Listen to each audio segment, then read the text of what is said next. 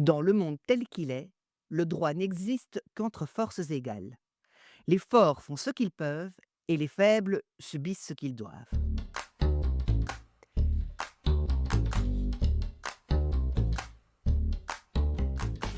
Salut toi! Bienvenue dans la deuxième saison du Kaléidoscope d'Alexa Cito, le podcast qui utilise l'art et la culture comme clé de lecture de l'actu. Tu as passé de bonnes fêtes? Moi, j'étais tranquillement en train de finir les restes du réveillon quand le 3 janvier, paf! Les infos s'affolent. Des images surréalistes de Nicolás Maduro, président du Venezuela depuis 2013, menotté, embarqué par des forces spéciales américaines après une opération baptisée Absolute Resolve, soit détermination absolue. Un nom qui sonne comme un épisode de Narcos, mais en moins glamour, et avec un Trump en mode Libertador. Alors oui, je pourrais te parler de droit international, de mandat d'arrêt pour narcoterrorisme, de blanchiment d'argent lié au cartel colombien. Mais tu sais où tu es. Ici, on observe le monde à travers des œuvres d'art. Et pour décrypter ce nouveau prisme de la réalité, j'ai ressorti un texte vieux de 2400 ans. La guerre du Péloponnèse de Thucydide.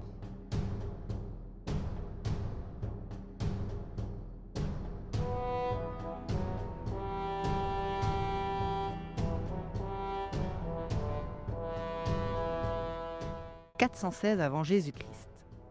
On est en pleine guerre du Péloponnèse.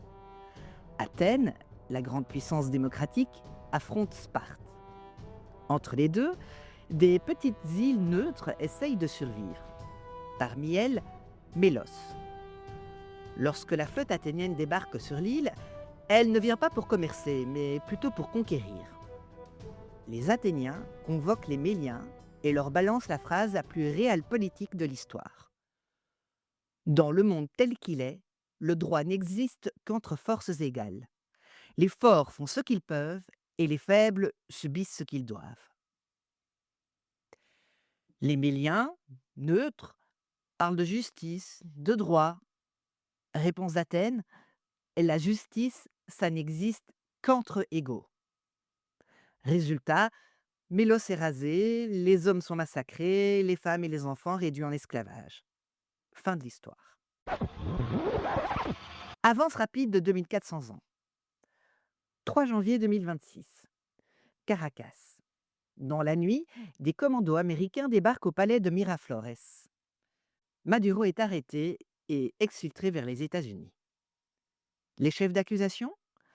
Narcoterrorisme, trafic de cocaïne, complicité avec les FARC et les cartels. Des crimes graves, documentés, mais il y a un problème. Aucune résolution de l'ONU, aucun mandat international. Juste la loi du plus fort, comme à Mélos. Soit, Maduro est un tyran.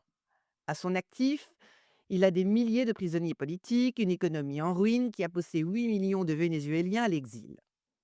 Soit la pire crise migratoire de l'histoire de l'Amérique latine, selon le Haut Commissariat aux réfugiés de l'ONU. Mais est-ce que cela autorise les États-Unis à agir de la sorte? Notez qu'ils ont déjà joué soi-disant les libérateurs au Panama en 1989 avec Noriega, résultat un narco-État, en Irak en 2003 avec Saddam Hussein, résultat 20 ans de chaos, en Libye en 2011 avec Kadhafi, résultat une guerre civile permanente. Le vrai but, ce n'est évidemment pas d'apporter la démocratie aux Vénézuéliens, non. Le vrai but, c'est le pétrole. Car le Venezuela siège sur 303 milliards de barils, les plus grosses réserves mondiales devant l'Arabie saoudite et l'Iran. Or, 80% de cette production partait jusqu'à présent vers la Chine via des circuits opaques. Un véritable manque à gagner pour les Américains selon Trump, qui a clairement dit qu'il compte rouvrir le Venezuela aux compagnies américaines. The oil companies are going to go in, they're going to spend money. We're going to take back the oil that, frankly, we should have taken back a long time ago. Comme à Mélos, Athènes voulait les ressources. Ici, Washington veut le brut. Par ailleurs, Trump a annoncé que Caracas ne pourra acheter que des biens américains avec l'argent qu'il recevra de sa vente de pétrole aux USA. Alors, est-ce qu'on applaudit la chute d'un dictateur ou est-ce qu'on condamne une intervention illégale? Bah les deux, mon capitaine. Maduro méritait de tomber, mais qui décide comment? Un tribunal international? Le peuple vénézuélien? Ou le président américain depuis sa demeure de Mar-a-Lago? Et après,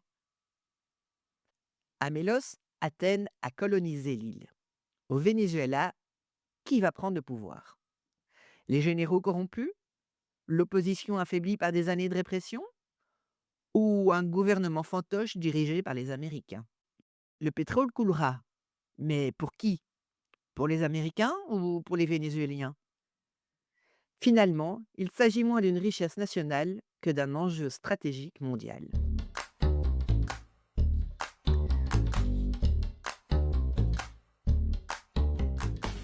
C'était le kaléidoscope d'Alexa Cito. Si toi aussi tu trouves que Washington joue les Athéniens en 2026, partage cet épisode et laisse un commentaire. Tu peux aussi t'abonner à la chaîne pour ne manquer aucun épisode. Ciao!